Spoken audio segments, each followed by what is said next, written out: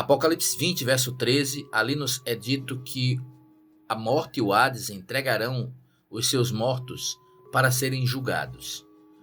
Mas o que é o Hades? Eu vou mostrar no vídeo de hoje que o Hades não é o inferno, um lugar de punição de almas ou espíritos maus sendo atormentados ali desde o momento que morreram. É o que eu vou mostrar no vídeo de hoje. Muito bem. Hades, a palavra que é traduzida nas versões Almeida por inferno, é uma tradução não correta desse termo bíblico. Tanto é que a Nova Versão Internacional e as Bíblias de versões católicas, como a Bíblia de Jerusalém, não traduzem esse termo por inferno. O fato é que a tradução para a palavra inferno acabou trazendo uma conotação para o termo Hades que não corresponde à etimologia desta palavra. A palavra Hades aparece ali 11 vezes em um Novo Testamento, segundo o doutor Samuel Bacchiocchi, um teólogo que escreveu uma tese ali na própria faculdade, universidade de Roma, né, ali no próprio Vaticano. E ele aponta que o termo aparece 11 vezes. Hades é correspondente ao hebraico Sheol. E Sheol, na Bíblia, no Antigo Testamento, que aparece mais de 60 vezes no Antigo Testamento, é apenas lugar dos mortos, indistintamente se é bom ou mal, não lugares de espíritos ou almas. Não aparece essa expressão. E sim lugar para onde as pessoas vão. Tanto é que Eclesiastes 9, verso 10, Salomão, ao falar para o povo de Deus, e hoje somos nós, ele diz: tudo que vier para fazer, faze conforme as tuas forças, porque no Sheol, para onde tu vais, não há projeto, nem sabedoria, nem conhecimento algum. No hebraico está Sheol. A Septuaginta, tradução grega do Antigo Testamento, verteu a palavra por Hades. Tanto é que Hades é a palavra escolhida pelos tradutores do Antigo Testamento grego para substituir a palavra Sheol. No Hades, para onde tu vais? É o lugar onde vão tanto os salvos como os perdidos. Ora, a palavra inferno não é uma tradução correta para essa expressão de Sheol. Há um caso muito interessante no livro de Oséias, capítulo 13, verso 14, onde ali nos é dito que Deus diz assim: eu os remirei do poder do Sheol. A Almeida Corrigida Fiel traduziu essa passagem por inferno. Eu os remirei da mão do inferno. Estou falando aqui de Oséias 13, 14. E aí o texto continua, né, dizendo que ali vai ser proclamada uma vitória, né, dizendo: onde está, ó inferno, a tua vitória? Ora, essa promessa de Deus de remir pessoas do inferno, quando é que vai ser isso? Quem são essas pessoas?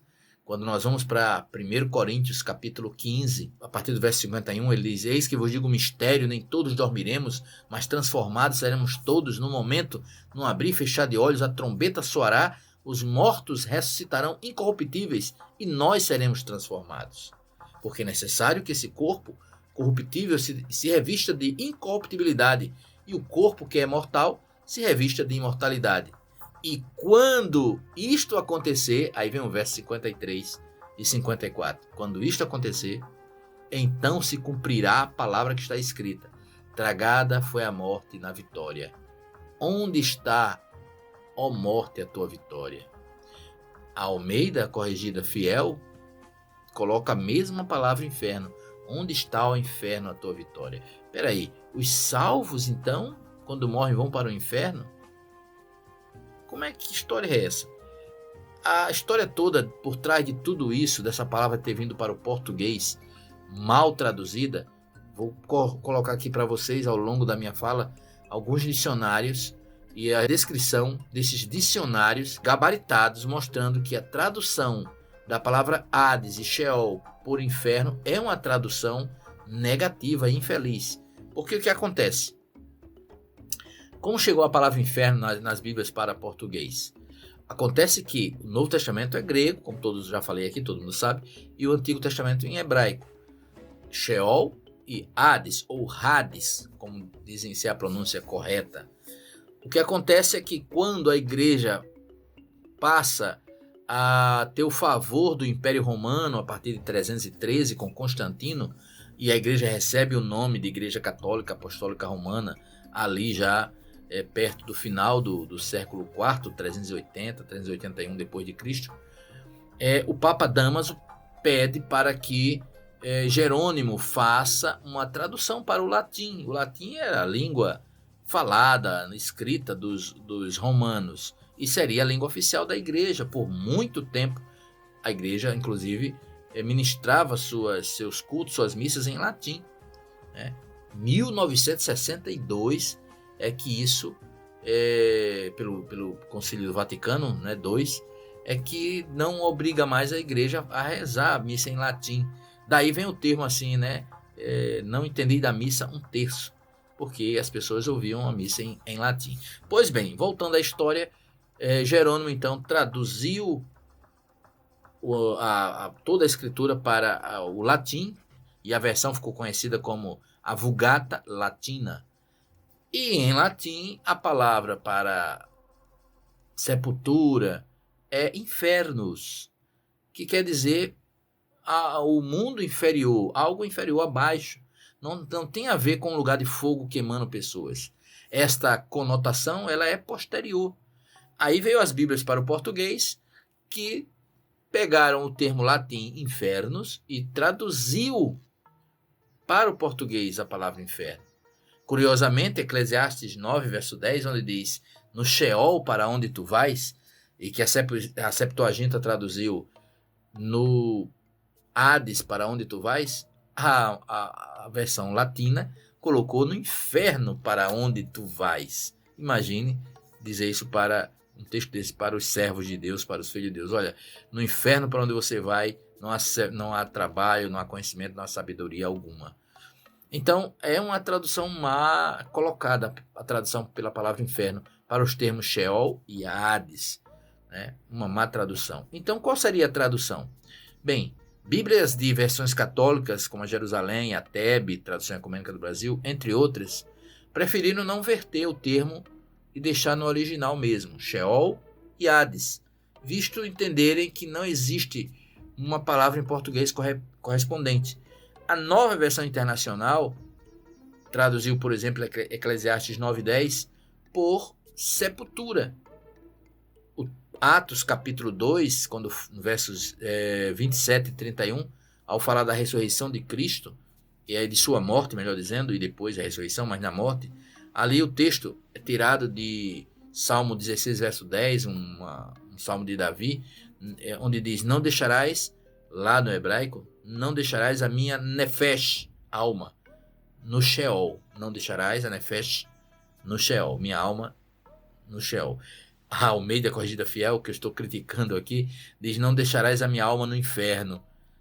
E aí, quando vai para Atos 2, versos 27 e 31, aí o texto fica complicado, porque na Almeida Fiel diz o texto é aplicado a Cristo, que a sua alma não foi deixada no inferno. Fica complicado, porque na mente das pessoas, inferno é um lugar de tormento de almas. Só que outras versões, melhoraram a tradução, demonstrando que ela não tem nada a ver com espectros ou almas desencarnadas de corpo. Simplesmente está falando do corpo de Cristo que ficou na sepultura. A nova versão internacional é um exemplo. Não me deixarás na sepultura, e que o meu corpo não sofra decomposição. Foi de fato, estava falando apenas de Jesus na sepultura, que ele ficou ali, mas não ficaria para sempre, e o corpo dele não sofreu decomposição. Portanto, ou a palavra deve continuar no original Hades, que significa simplesmente lugar onde os mortos vão indistintamente, bons e maus, não fala de alma nem de espírito, mas dos corpos, seria o próprio cemitério hoje. O Hades hoje seria o próprio cemitério, onde as pessoas estão ali. Inclusive a palavra cemitério tem uma conotação de ser um lugar para dormir, um dormitório. Então, a palavra Hades tem esta conotação. Portanto, quando Apocalipse fala que os mortos vieram do Hades, o Hades deu os mortos que nele havia, simplesmente está falando do chamado mundo dos mortos. Esse mundo dos mortos é um mundo sem conhecimento, sem ciência, sem sabedoria, sem projeto, sem obra alguma, como eu citei aqui, Eclesiastes 9, verso 10. Espero então que tenhamos aprendido sobre este assunto, né? E a promessa de Deus para os seus filhos, como foi citado em Oséias 13, verso 14, é que Deus vai remir, vai tirar os seus filhos da mão do Sheol, do Hades, da mão que segura a mão da morte, e vai lhes conceder a ressurreição para viverem eternamente. Meu voto é que você esteja ao lado de Jesus agora em vida, para que, se por acaso morrer antes dele voltar, ele possa te ressuscitar e te dar a vida eterna. Muito obrigado por assistir até aqui. Deixe seu like e também compartilhe esse vídeo e se inscreva no nosso canal. Seu like é muito importante porque você é muito importante para Deus.